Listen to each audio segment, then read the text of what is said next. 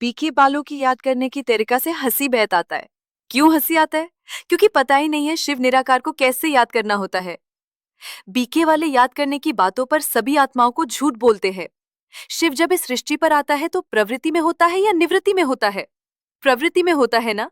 उसका घर कहाँ होता है सृष्टि पर? मुकर शरीर ही उसका घर परमधाम होता है ना। वह उस जर परमधाम में संगम पर नहीं है। उसका भी पाठ है, वो हम बच्चों को साथ लेकर जाएगा ना। लेकिन बीके वाले उसे परमधाम में याद करते हैं, जबकि पता ही नहीं है परमधाम कहाँ है, एग्जैक्ट लोकेशन कहाँ पर है, स्थान कहाँ पर है। कल्पना है उनकी। वो याद कर ही नहीं सके परमधाम में। और बिंदु बिंदु सब आत्माएं हैं, तो ज्योति बिंदु फिर कैसे पता चलेगा कौन सी आत्मा परमधाम में शिव की है? शिव को याद करना संभव है क्या? परमधाम में किसी को साकार शरीर होता है क्या? नहीं ना। क्योंकि आत्मा तो अनुरूप होता है। अणु से भी अणु अति सूक्ष्म अचिंत्य रूप बाला होता है।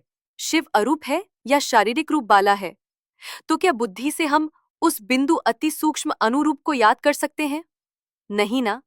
बिना शरीर लिए शिव कुछ कर सकता है क्या? नहीं ना। इसीलिए हमें प्रवृत्ति मार्ग की याद बताया जाता है कि कौन सी व्यक्ति में शिव निराकार की एग्जैक्ट लोकेशन है। एक व्यापी स्वरूप को बताया जाता है। नहीं तो ढेर ब्राह्मण ऐसे हैं जो भगवान बाप को सर्वव्यापी बता देते हैं। हम जब खुद प्रवृत्ति में हैं आत्मा के साथ शरीर के संबंधों में, तो हमारा बाप भी प्रवृत्ति में होनी चाहिए ना। तब हम याद कर सकते हैं।